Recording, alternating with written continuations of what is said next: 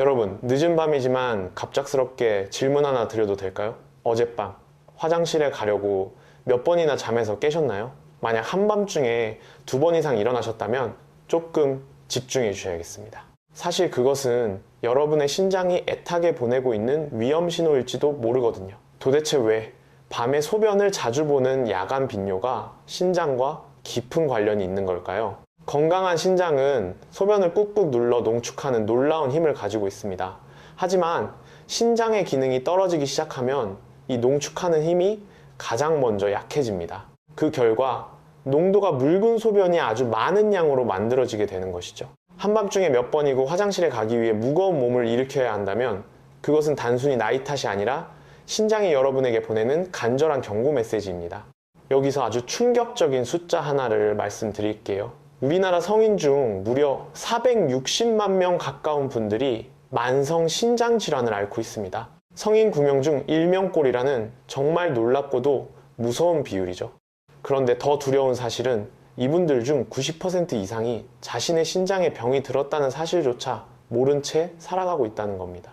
왜 그럴까요? 신장은 어지간히 망가지기 전까지는 통증을 느끼지 못하는 이른바 침묵의 장기이기 때문입니다. 겉으로 어떤 증상이 나타나서 병원을 찾았을 때는 이미 신장 기능의 절반 이상이 영영 사라져버린 경우가 허다합니다. 하지만 너무 걱정하지는 마세요. 오늘 제가 밤차를 마시며 들려드릴 이 이야기들을 내일부터 차근차근 실천하신다면 여러분의 소중한 신장을 지켜내는 것은 충분히 가능한 일입니다. 저는 가정의학과 전문의로서 지난 28년 동안 2만 명이 넘는 환자분들과 진료실에서 마주해 왔습니다. 결국 투석을 받게 되신 분들, 그리고 기적처럼 투석의 위기를 벗어나신 분들, 그 결정적인 차이가 어디에서 오는지 제 두 눈으로 똑똑히 지켜보았죠. 그 오랜 경험을 바탕으로 저는 단언할 수 있습니다.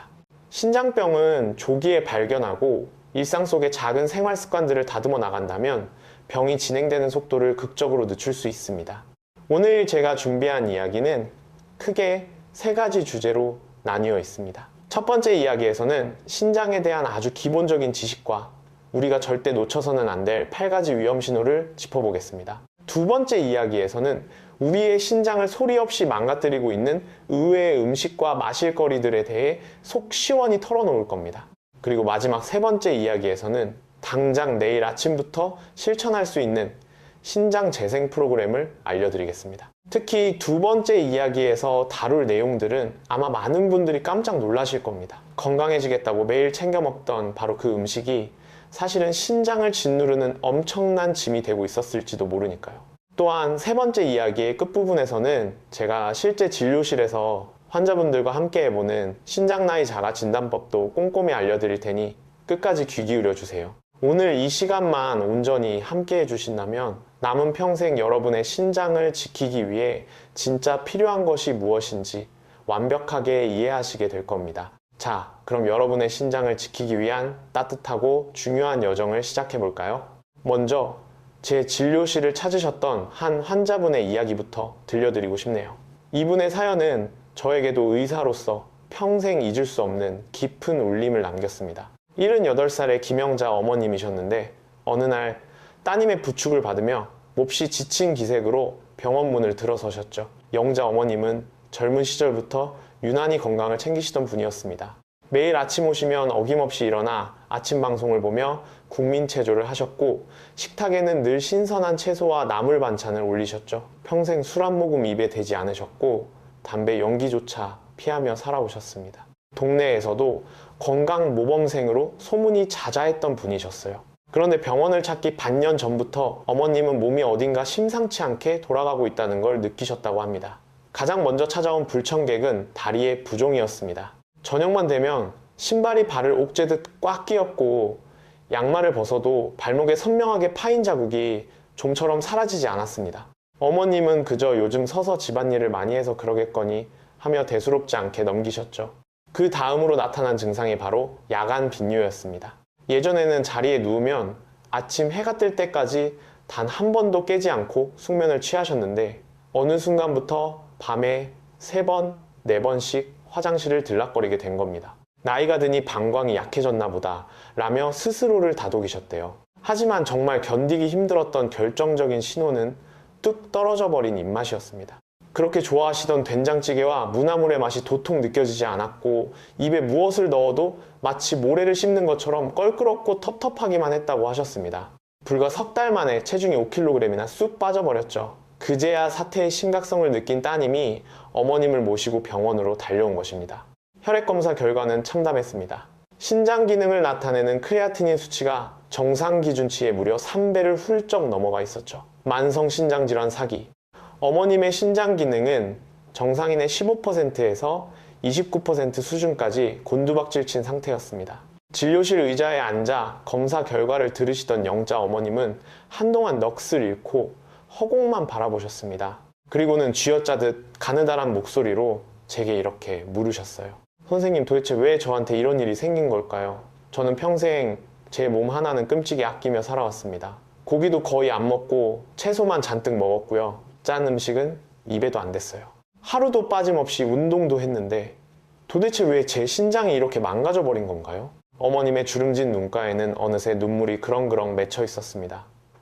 곁에 앉은 따님도 소리 없이 어깨를 들썩이며 울고 계셨죠. 저는 두 분의 차가워진 손을 꼭 맞잡으며 어머님, 일단 심호흡부터 크게 하시고 마음을 조금만 진정해 보세요 라고 다독여 드렸습니다. 그리고 어머님이 그동안 어떻게 생활해 오셨는지 찬찬히 여쭤보며 퍼즐을 맞추듯 원인을 찾아 내려갔죠. 그렇게 이야기를 나누다 보니 몇 가지 치명적인 문제점들이 수면 위로 떠올랐습니다. 어머님이 건강의 최고라고 굳게 믿고 매일같이 반복해온 습관들 속에 사실은 신장을 날카롭게 찌르는 칼날 같은 행동들이 숨어 있었던 겁니다. 예를 들어 볼까요? 영자 어머님은 매일 아침 눈을 뜨자마자 자몽 주스를 한 잔씩 챙겨 드셨습니다. 잡지에서 자몽의 비타민C가 풍부해 노화 방지에 좋다는 기사를 읽으셨기 때문이죠. 하지만 자몽 속에는 특정 약물의 혈중 농도를 기형적으로 높여버리는 성분이 들어있습니다. 어머님은 혈압약을 드시고 계셨는데 자몽 주스와 약이 몸속에서 엉키면서 약효가 과도하게 증폭되어 버렸고 그로 인해 신장으로 가는 혈류가 불안정해졌을 가능성이 컸습니다. 또한 피를 맑게 하겠다며 하루에 2리터가 넘는 생수를 억지로 들이켜셨습니다. 물론 충분한 수분 섭취는 건강의 기본입니다. 하지만 이미 신장 기능이 떨어지기 시작한 상태에서 물을 너무 많이 마시는 건 오히려 불난집에 부채질을 하는 격입니다. 신장이 미처 걸러내지 못한 엄청난 양의 수분이 몸속에 고스란히 고이면서 심한 부종을 일으키고 혈압을 높여 신장을 더욱 짓눌러 버린 것이죠. 게다가 채식 위주의 맑은 식단만을 고집하시다 보니 몸을 지탱하는 단백질이 턱없이 부족했습니다. 단백질이 부족하면 근육량이 줄어들고 근육이 줄면 몸의 기초 대사 능력이 떨어집니다. 대사가 원활하지 못하니 몸속에 쌓인 노폐물을 청소하는 능력도 덩달아 둔해져 버렸죠. 결국 그 모든 노폐물을 처리해야 하는 신장에게 엄청난 과부하가 걸려버린 셈입니다. 참 안타까운 일이죠. 오직 건강해지겠다는 일념 하나로 몸에 좋다는 것을 정성껏 챙겼을 뿐인데 그 성실한 습관들이 알게 모르게 신장을 갉아먹고 있었던 겁니다. 영자 어머님은 결코 건강에 무심하거나 게으른 분이 아니었습니다. 오히려 세상 누구보다 자신의 몸을 사랑하고 아끼셨죠. 단지 내 몸의 상태에 맞는 정확한 지식이 없었기에 노력의 방향이 조금 어긋나 버렸을 뿐입니다.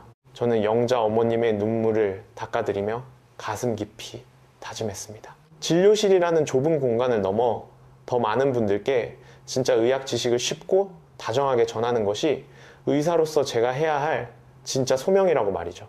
병원의 진료 시간은 늘 쫓기듯 짧아서 환자분들께 이런 깊은 이야기까지 충분히 설명해드릴 여유가 없는 것이 현실이니까요. 그래서 제가 늦은 밤 이렇게 카메라 앞에 앉아 여러분께 이야기를 건네는 것입니다. 영자 어머님의 상태는 사실 당장 투석을 준비해야 할 만큼 위태로웠습니다. 하지만 우리는 포기하지 않았습니다. 생활 습관을 바닥부터 완전히 새로 설계하고 어머님 몸에 딱 맞는 치료를 시작하면서 투석 시기를 기적적으로 늦춰가고 있습니다. 어머님은 지금도 저와 매달 만나며 아주 씩씩하게 치료에 임하고 계십니다. 저는 여러분이 영자 어머님처럼 벼랑 끝에 서기 전에 미리 내 몸의 소리를 알아채셨으면 좋겠습니다. 신장병은 발소리를 죽인 채 우리 몸을 잠식해 들어옵니다. 아프다고 느꼈을 때는 이미 너무 늦은 경우가 정말 많습니다. 자, 그렇다면 도대체 신장이라는 녀석은 우리 몸에서 어떤 일을 하는 장기일까요? 지피지기면 백전백승이라고 하죠. 신장을 제대로 아는 것이야말로 신장을 지키는 가장 완벽한 첫걸음입니다.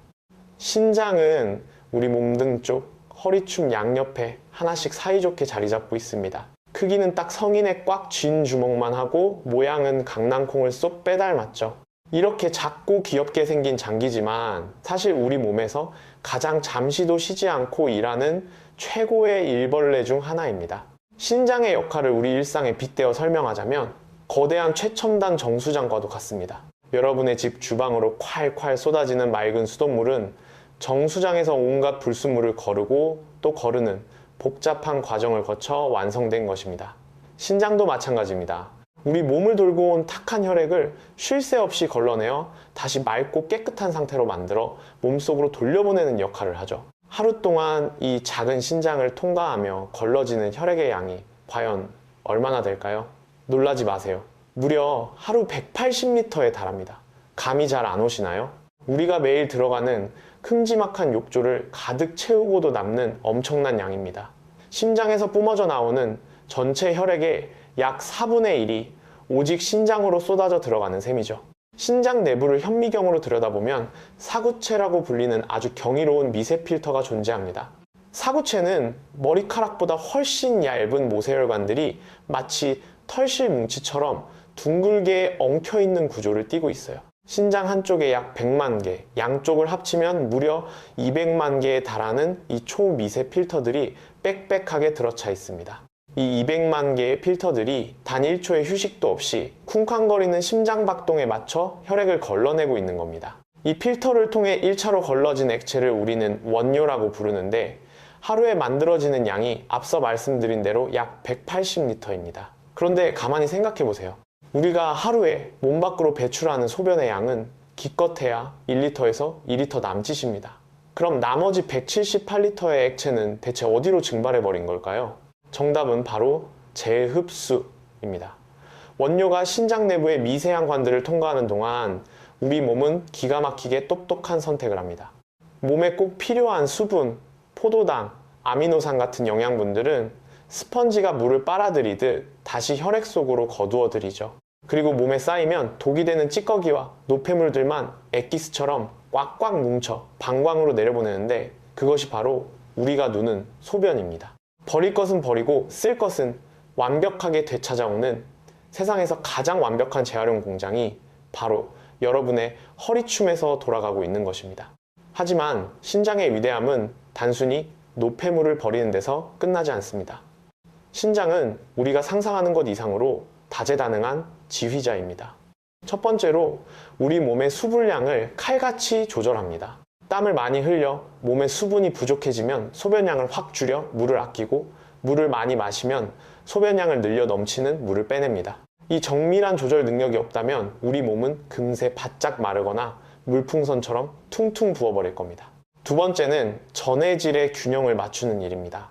나트륨, 칼륨, 칼슘 같은 미네랄들은 우리 몸을 움직이는 배터리 액과 같습니다. 이 농도가 아주 조금만 틀어져도 심장이 탱거나 근육이 마비될 수 있죠. 신장은 피를 검사하며 이 미네랄들의 비율을 0.01%의 오차도 없이 절묘하게 맞춰냅니다. 세 번째는 혈압을 조절하는 역할입니다. 신장은 레닌이라는 특별한 호르몬을 뿜어내어 전신의 혈관을 조이거나 풀며 혈압을 통제합니다. 신장이 망가지면 혈압이 고삐 풀린 망아지처럼 치솟는 이유가 바로 여기에 있습니다. 네 번째, 피를 만들어내는 공장을 돌립니다. 에리스로포이에틴이라는 다소 긴 이름의 호르몬을 분비하는데 이 호르몬이 뼛속의 골수로 달려가 적혈구를 더 만들어라 하고 명령을 내립니다.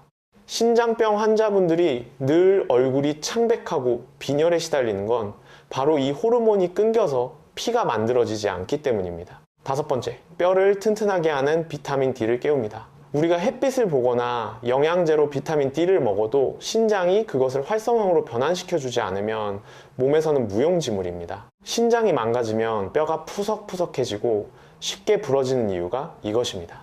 마지막 여섯 번째로 체내의 산성도를 일정하게 유지합니다. 우리 몸의 피는 늘 아주 약한 알칼리성을 띠어야 건강합니다. 고기를 많이 먹어 피가 산성으로 기울면 산을 버리고 알칼리로 기울면 알칼리를 버려 늘 완벽한 평형 상태를 유지해 줍니다. 어떠신가요? 이쯤 되면 신장이 단순히 오줌을 만드는 주머니가 아니라 우리 몸 전체의 생사를 쥐고 흔드는 총사령관이라는 제 말을 믿으시겠죠? 하지만 이렇게 완벽해 보이는 장기에게도 너무나 뼈아픈 약점이 하나 있습니다. 그것은 바로 한 번 망가지면 절대, 네버, 다시는 원래대로 돌아오지 않는다는 잔인한 사실입니다. 간을 한번 생각해 보세요. 간은 재생 능력이 마법처럼 뛰어나서 70%를 잘라내도 시간이 지나면 다시 자라납니다. 하지만 신장의 사구체 필터는 한번 찢어지고 막히면 그걸로 끝입니다. 200만 개의 필터는 태어날 때 받은 그 개수 그대로 고장 날 때마다 하나둘씩 영원히 사라져버리는 소모품입니다. 여러분, 이 사실 하나만큼은 오늘 밤 꼭 가슴에 새겨주세요. 신장은 고장나면 부품을 갈아 끼울 수 있는 기계가 아닙니다.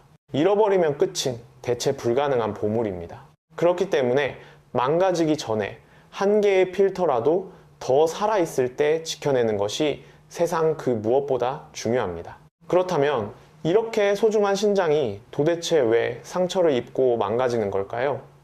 가장 치명적인 원인은 바로 혈관이 받는 상처에 있습니다. 앞서 신장 안에는 머리카락보다 얇은 모세혈관들이 빽빽하게 뭉쳐 있다고 말씀드렸죠. 이 여린 혈관들이 두들겨 맞고 찢어지면 피를 거르는 필터 기능도 함께 무너져 내리는 겁니다. 우리의 핏줄을 무자비하게 공격하는 3대 악당이 있습니다. 첫 번째 악당은 고혈압입니다.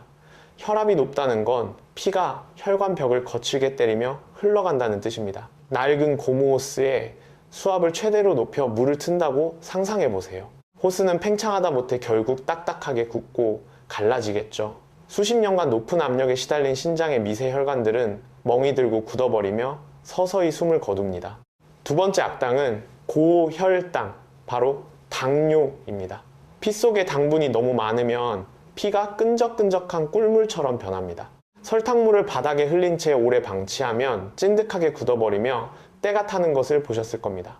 끈적해진 피는 혈관 안쪽 벽에 들러붙어 썩어가며 끔찍한 염증을 일으킵니다. 실제로 당뇨병은 현재 우리나라에서 투석을 시작하게 만드는 가장 압도적인 원인 1위입니다. 세 번째 악당은 이상지 질혈증, 즉 고콜레스테롤입니다. 나쁜 콜레스테롤과 중성지방이 혈관에 덕지덕지 쌓이면 혈관이 좁아지고 돌덩이처럼 굳어지는 동맥경화가 옵니다. 주방 싱크대 배수관에 기름때가 껴서 물이 안 내려가는 것과 똑같습니다.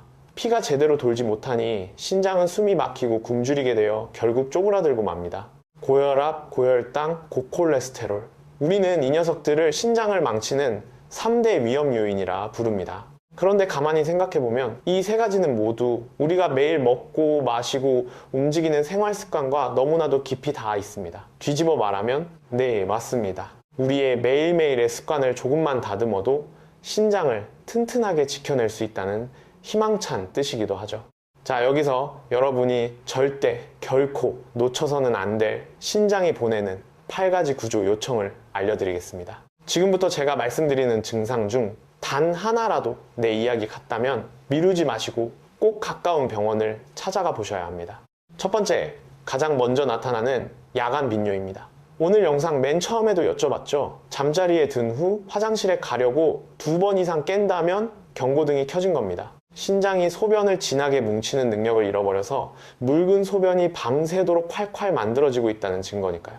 두 번째, 아침 저녁으로 나타나는 부종입니다. 신장이 고장나면 몸 밖으로 버려야 할 물을 버리지 못합니다. 그 물이 몸 안을 떠돌다 중력을 따라 고이게 되죠. 아침에 눈을 떴을 때 거울 속 얼굴이 달덩이처럼 퉁퉁 부어 있거나 저녁 무렵 다리가 부어 평소 신던 신발에 발이 들어가지 않는다면 아주 위험한 신호입니다. 세 번째, 소변의 이는 거품입니다. 건강한 사람의 소변도 거품일 수 있지만 보통 몇 초 안에 사르르 꺼집니다. 하지만 변기물을 내리기 전까지 비눗방울처럼 잔잔한 거품이 층을 이뤄 사라지지 않는다면 단백뇨를 의심해야 합니다. 사구체 필터가 크게 찢어져서 우리 몸에 꼭 안고 있어야 할 귀한 단백질이 소변으로 줄줄 새어나가고 있다는 비상사태입니다. 네 번째, 소변의 색깔 변화입니다. 건강한 소변은 맑은 연노란색이나 옅은 보리차색을 놉니다. 소변색이 진한 갈색이나 콜라색 혹은 붉은빛을 띈다면 피가 섞여 나오는 혈뇨일 가능성이 큽니다. 반대로 소변이 맹물처럼 너무 투명하다면 앞서 말씀드린 농축 능력의 상실을 의심해 봐야 합니다. 다섯 번째, 원인을 알 수 없는 피로감과 무기력입니다. 신장이 일을 못하면은 온몸에 독소와 쓰레기가 둥둥 떠다닙니다. 매일 독을 품고 사니 몸이 천근만근 무거울 수밖에요. 게다가 피를 만드는 호르몬이 주로 빈혈까지 겹치니 조금만 걸어도 숨이 차고 맥이 빠지게 됩니다. 여섯 번째, 밥맛이 떨어지고 속이 울렁거리는 식욕 부진과 구역질입니다. 몸속에 쌓인 독소인 요독은 위와 장의 점막을 공격합니다. 밥 냄새만 맡아도 헛구역질이 나고 영자 어머님처럼 음식 맛이 모래 씹는 것처럼 느껴지게 만들죠. 일곱 번째, 참을 수 없는 피부 가려움증입니다. 신장 기능이 떨어지면 인이라는 미네랄이 몸 밖으로 나가지 못하고 피를 타고 돌다가 피부 밑에 들러붙습니다. 이 가려움은 모기에 물린 것과는 차원이 다릅니다. 뼛속부터 긁고 싶은 끔찍한 가려움이라 투석을 앞둔 환자분들이 가장 고통스러워하는 증상 중 하나입니다. 여덟 번째, 심장이 뛰고 숨이 차는 호흡곤란과 두근거림입니다. 몸에 고인 물이 다리를 넘어 폐까지 차오르면 물속에 빠진 것처럼 숨쉬기가 힘들어집니다. 또한 빈혈 때문에 산소가 부족해진 몸을 살리려고 심장이 미친 듯이 펌프질을 해대니 가슴이 쿵쾅거릴 수밖에요. 물론 이런 증상들이 꼭 심장병일 때만 나타나는 건 아닙니다. 하지만 여러 증상이 겹쳐서 나타난다면 주저할 시간이 없습니다. 특히 혈압약을 드시거나 당뇨가 있으신 분들은 이 신호들에 훨씬 더 예민하게 반응하셔야 돼요. 여기서 제가 꼭 당부드리고 싶은 아주 중요한 사실이 있습니다. 방금 말씀드린 증상들이 겉으로 드러나기 시작했다면 안타깝게도 이미 신장은 상당히 많이 부서져 내린 상태입니다. 그래서 증상이 나타나기 전에 내 신장이 고요할 때 미리 지키는 것이 정답입니다.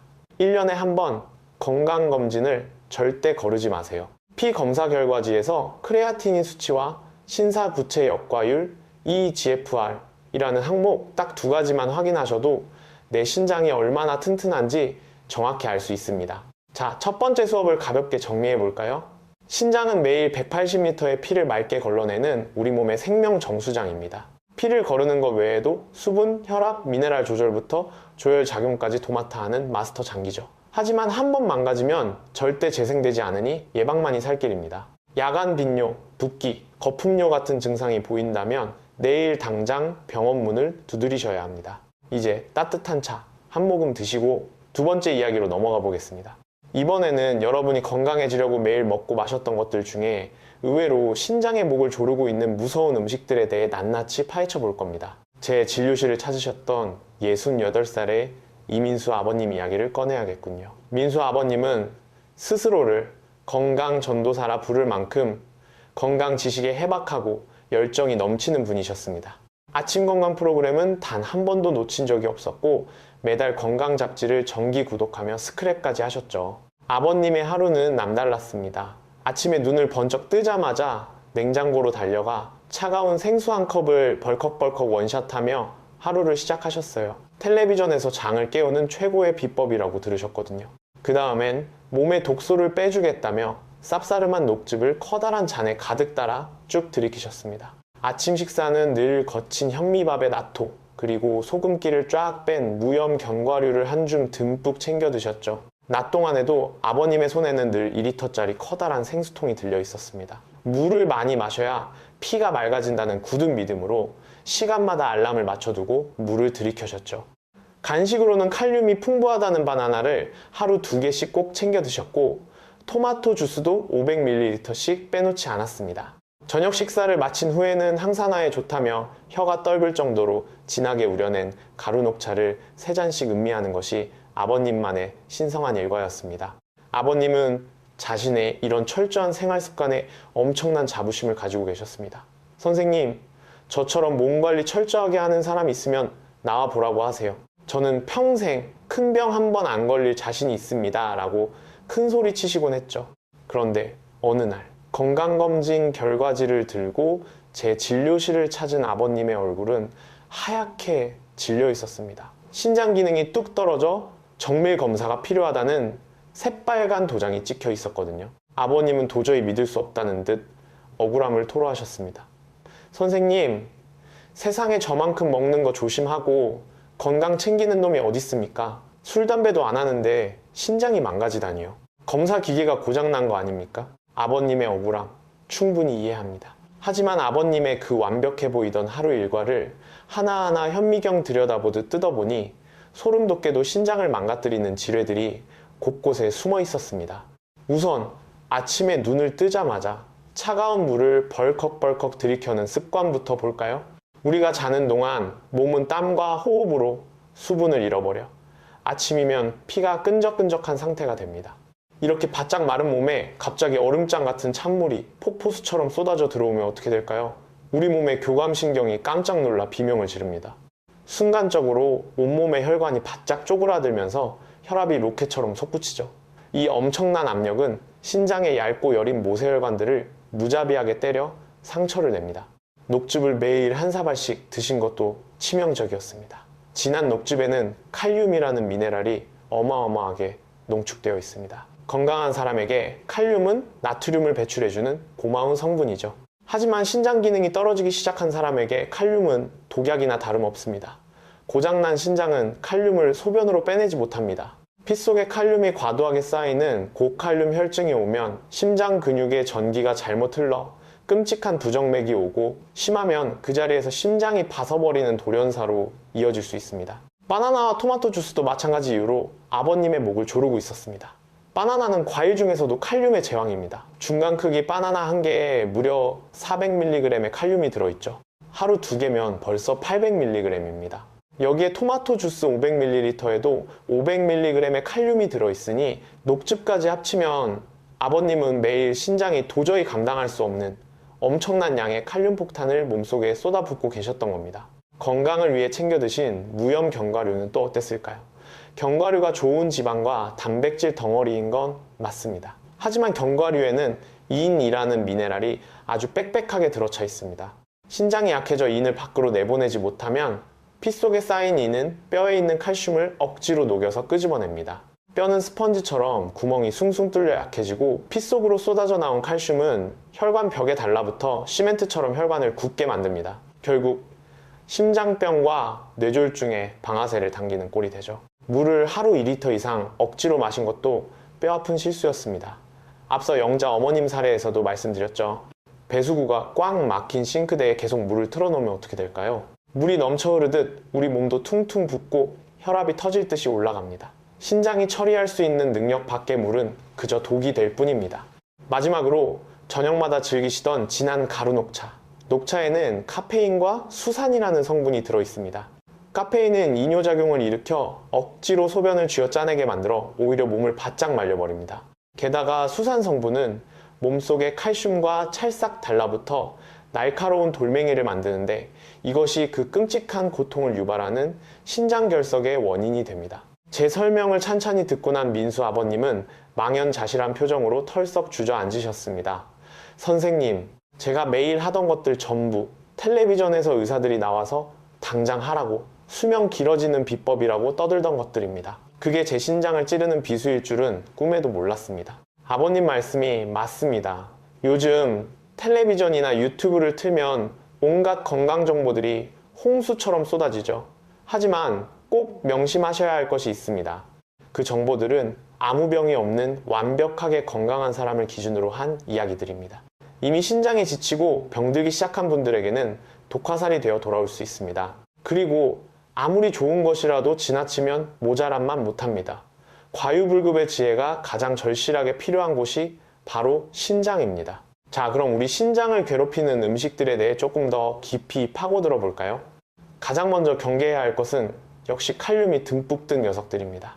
다시 한번 강조하지만 신장이 약한 분들에게 칼륨이 피 속에 쌓이는 고칼륨 혈증은 시한폭탄과도 같습니다. 과일 중에서는 바나나, 멜론, 참외, 키위, 아보카도, 그리고 수분을 쫙 말려서 성분을 농축시킨 건 과일류가 대표적인 고칼륨 폭탄들입니다. 채소 중에서는 시금치, 늙은 호박, 고구마, 감자, 토란 등이 칼륨을 가득 품고 있죠. 이 외에도 견과류나 미역, 다시마 같은 해조류, 그리고 콩류에도 칼륨이 많습니다. 오해하시면 안 됩니다. 이 음식들이 나쁘다는 게 절대 아닙니다. 건강한 분들이라면 오히려 찾아 드셔야 할 훌륭한 보약들이죠. 문제는 신장 수치가 떨어지기 시작한 분들입니다.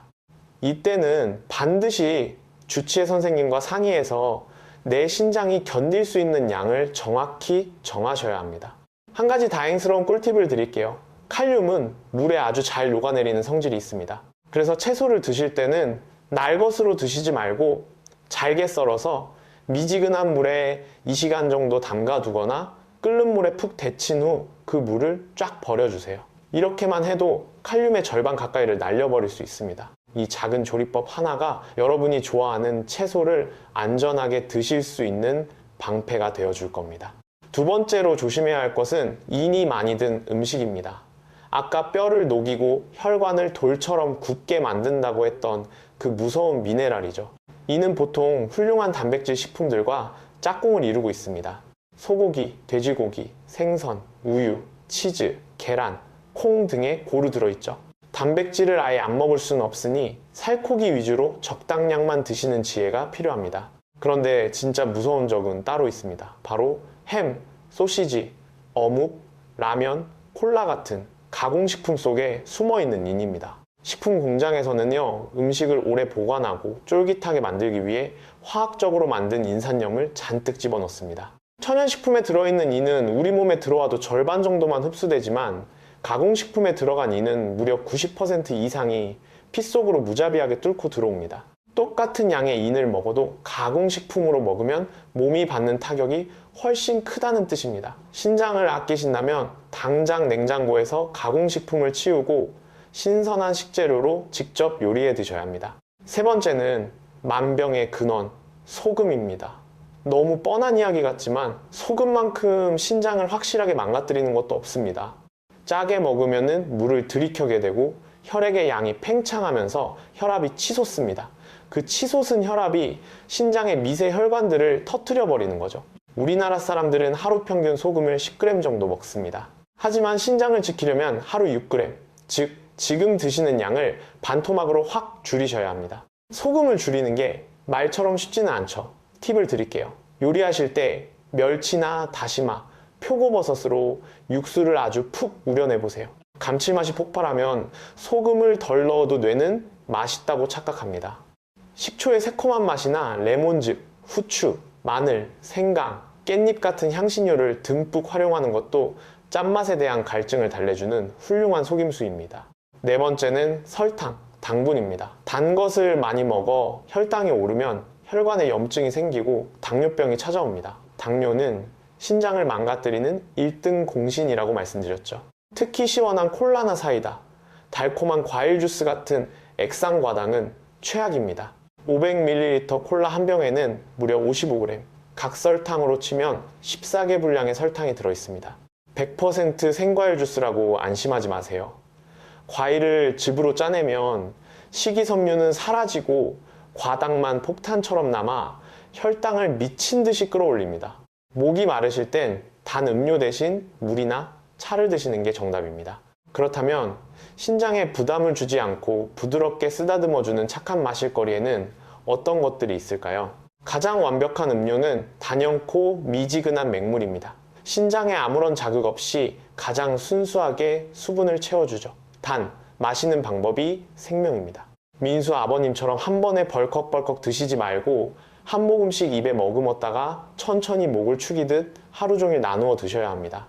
특히 아침에 눈을 떴을 때는 밤새 굳어있던 장기들이 놀라지 않게 아주 천천히 조금씩 넘겨주세요. 구수한 보리차도 훌륭한 선택입니다. 보리차는 카페인이 전혀 없고 칼륨이나 인 같은 미네랄 함량도 맹물에 가까울 정도로 낮아서 신장이 콧노래를 부르며 쉴 수 있게 해줍니다. 집에서 연하게 끓여두고 식수 대신 드시기에 이만한 게 없죠.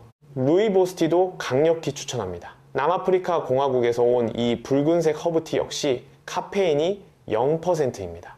게다가 몸속의 쓰레기를 치워주는 강력한 항산화 성분이 듬뿍 들어있어 신장이 스트레스를 받지 않도록 든든한 방패 역할을 해줍니다. 칼륨도 적은 편이라 마음 놓고 드셔도 좋습니다. 반대로 조심해야 할 차도 짚고 넘어가죠.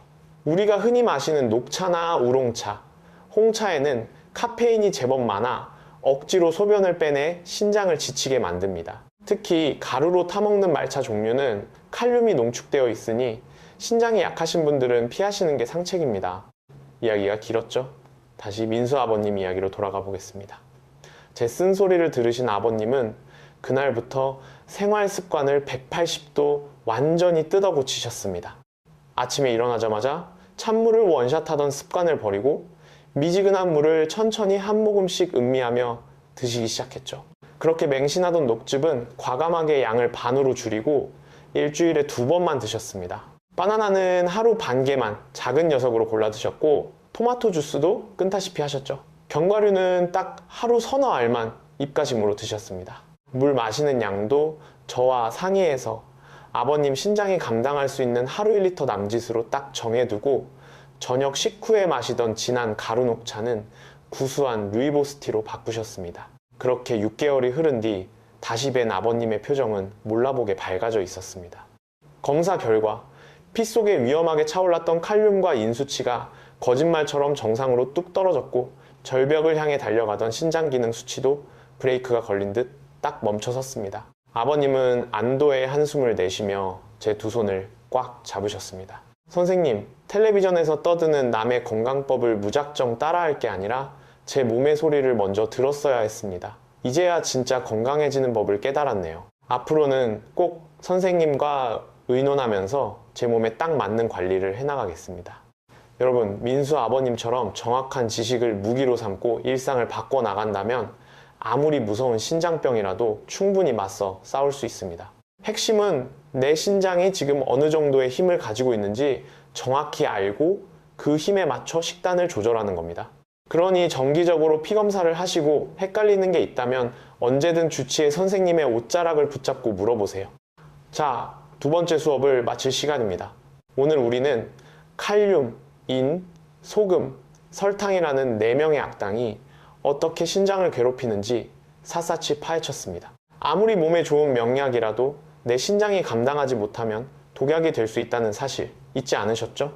적당한 양을 골고루 싱겁게 드시는 것, 그것이 신장을 살리는 가장 강력한 마법입니다. 이제 마지막 3번째 이야기로 넘어가겠습니다. 긴 밤이 지나고 맑은 아침이 밝아오듯 지금 당장 여러분의 일상에 적용할 수 있는 기적의 신장 재생 프로그램을 공개하겠습니다. 이 프로그램은 제 진료실에서 수많은 환자분들을 절망의 늪에서 건져낸 아주 확실하고 실전적인 방법들입니다. 75살의 박순옥 어머님 이야기를 들려드리는 게 좋겠네요. 순옥 어머님은 무려 15년 넘게 당뇨와 고혈압이라는 2마리 괴물과 싸워오신 분이었습니다. 5년 전 기어이 만성 신장질환 3기 비판정을 받고 말았죠.